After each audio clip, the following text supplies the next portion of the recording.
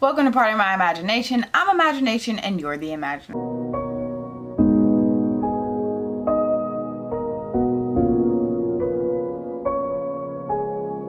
Welcome if this is your first time. My name is Jasmine and welcome back if this is your second or third or however many times you click on my channel. Welcome.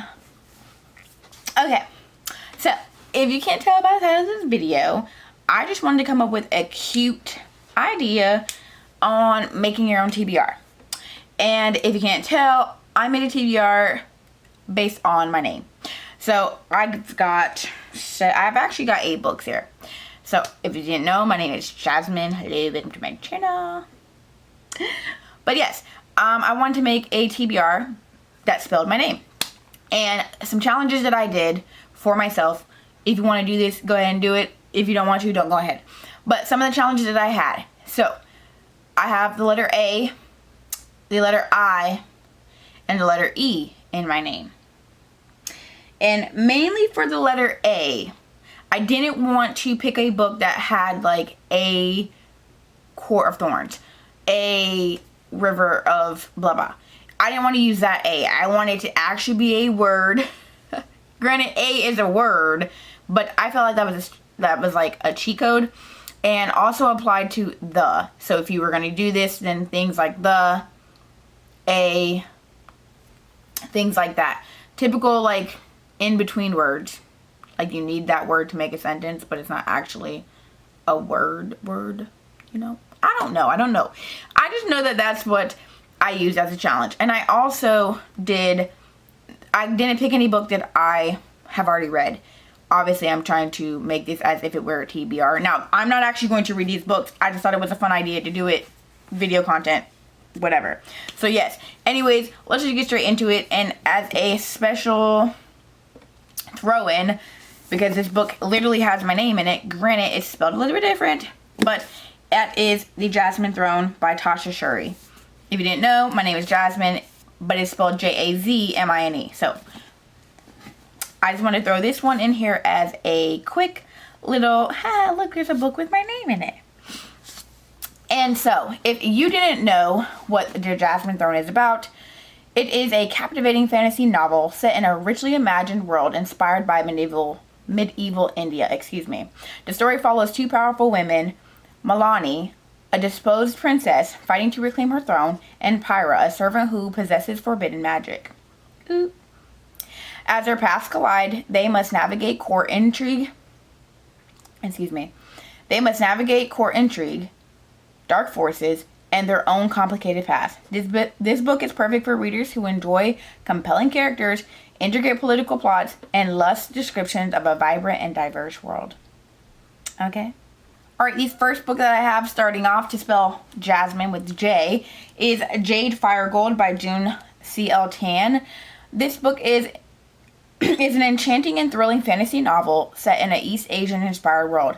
It follows 2 complex and captivating characters, a princess burdened by her responsibilities, and a thief driven by revenge, whose fates become intertwined in a web of political intrigue and forbidden magic. This book is perfect for those who love richly detailed world building, intricate character dynamics, and a story that explores themes of power, identity, and the choices we make.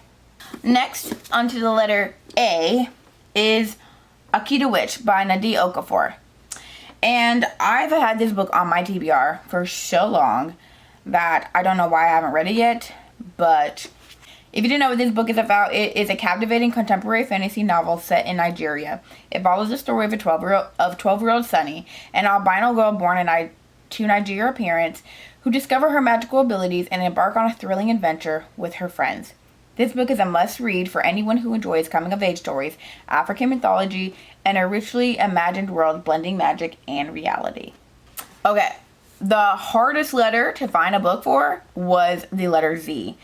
Because if you didn't know, there's not a lot of books that start with the letter Z. There's not a lot of words with the letter Z, so this one was pretty hard. But I've actually have 2. Granted, they're in the same duology, but that is The Death and Life of Zimbolin Finch, Volume 1. And the first volume is called At the Edge of Empire. So I could have used either one of them, but it started with a Z, and the first word was actually a Z. It was a name. I couldn't tell you what this book is about, so let's go ahead and read it. This is following Daniel Karas is a captivating and darkly imaginative novel that follows the eponymous protagonist who inexplicably awakens in 1896 Chicago after being brutally murdered. As he grapples with his undead existence, Zublian embarks on an epic journey spanning several decades, encountering love, loss, and a shattering insight into human nature. This book is perfect for readers who enjoy historical fiction with a dash of horror, in exploring themes of life, death, and what it means to be human. And this cover, I actually love it so much. Alright, you wouldn't be surprised, but this was also a hard hard letter for me to find, and that was M. I don't know why, but I don't own that many books with M in the title. Okay, again, being the first word, I forgot to make that say that was the challenge. The first word had to have the letter.